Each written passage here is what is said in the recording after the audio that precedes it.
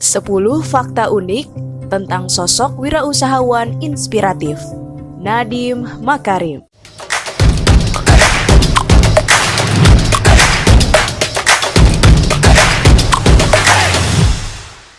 Assalamualaikum Sobat Ngobi, selamat datang kembali. Sobat Ngobi pasti sudah tidak asing dengan slogan An Ojek for Every Needs, bukan? Satu slogan yang terpajang di bagian belakang jaket pengemudi transportasi online sejuta umat, yaitu Gojek. Membicarakan tentang Gojek tidak akan pernah lepas dari sosok pendirinya, Nadiem Makarim. Sukses menjalani pendidikan di luar negeri tak membuat Nadiem lupa diri. Ia kembali ke Indonesia untuk bisa berkontribusi bagi tanah airnya.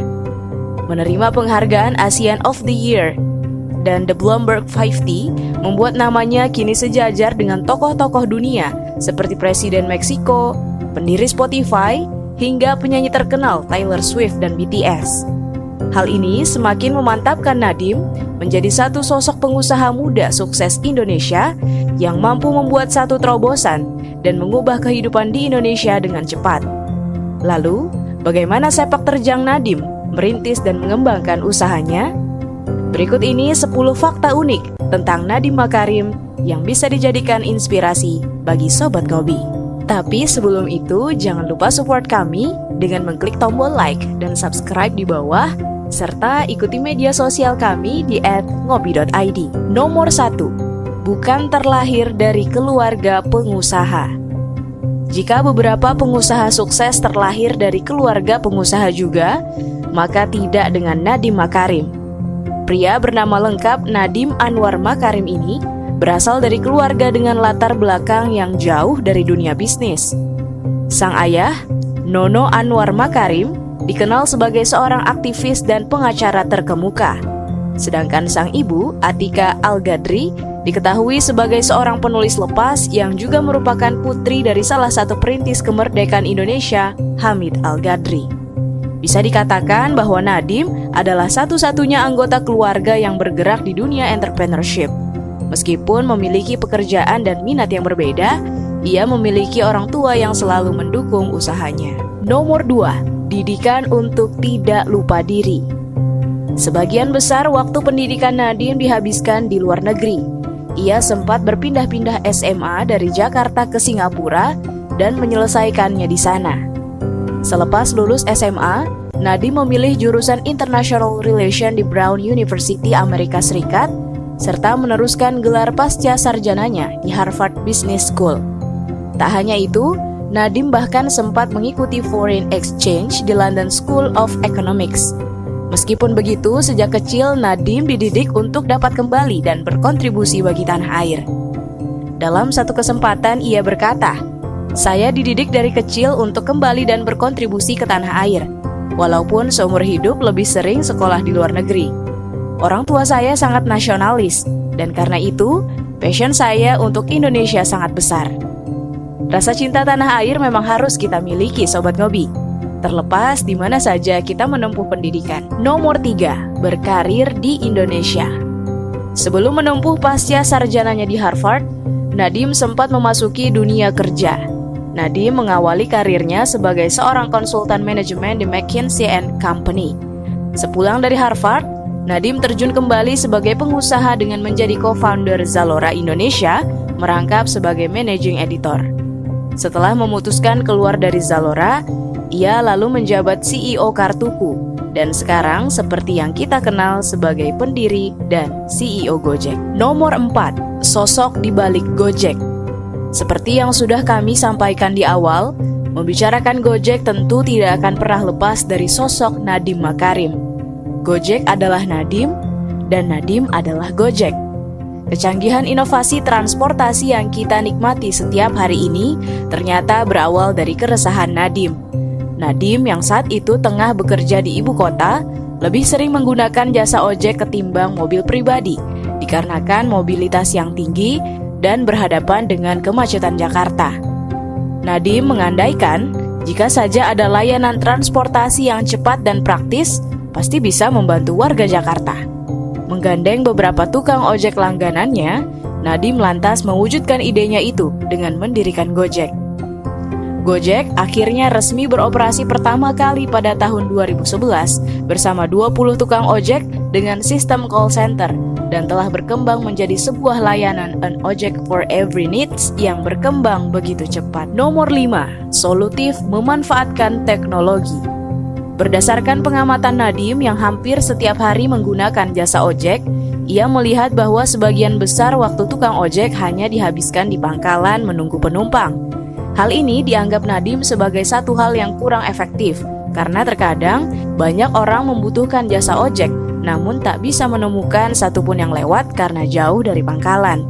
Hal ini lantas membuat Nadiem berpikiran tentang sebuah layanan transportasi yang cepat dan praktis untuk sebuah solusi.